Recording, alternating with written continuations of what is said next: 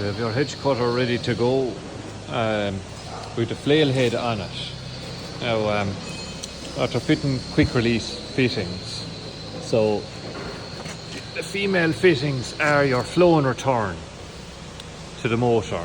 Now, it doesn't matter which is which because the motor is reversible, so you needn't worry about mixing these up. The third pipe then is male, and that connects into your case drain pipe on the motor here.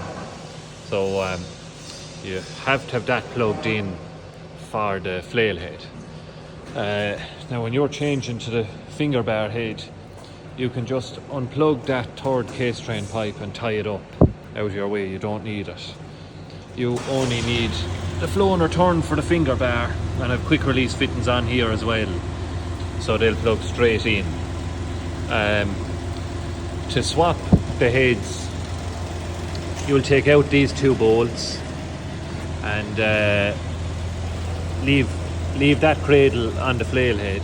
You have another cradle on the fingerbar, so two bolts go in here. They can be hard. You'll have to tap them out with a hammer. Just be careful not to damage the thread on them. So on your control side, we've fitted this on just to cover your the electrical solenoids. Now this would want to be stored inside because rain and moisture getting into them connections will cause trouble down the line. This is your blue is earth, red is power. So you'll have to bring power supply from your tractor. You could connect these up to a 7-pin trailer socket if you want, or you could run them up to the battery on the tractor. Once that's done, so this will be power from your tractor will back into this control unit, and your remote control is packaged up here. So once you have power from your tractor, if you're in any doubt, you can open this yellow cover and see that there's a red LED light on. Then put your two AA batteries into this controller.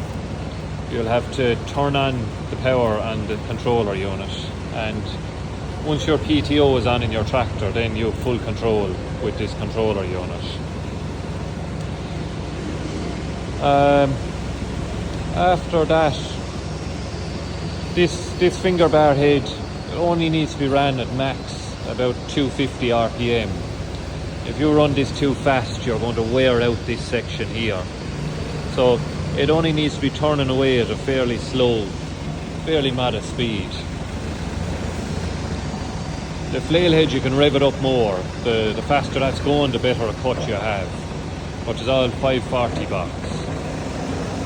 Now something to be very careful of with that, you can load away, with that controller unit, you've forward, neutral, reverse on your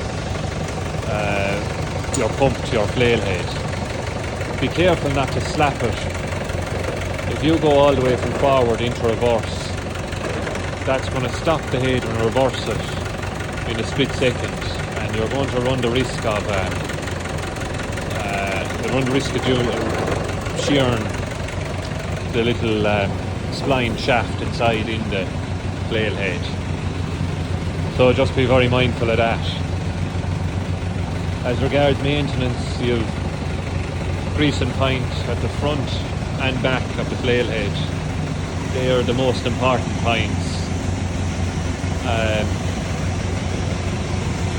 That control unit will bolt on there onto the side. We just didn't bolt it on because we're afraid it might get damaged in transport.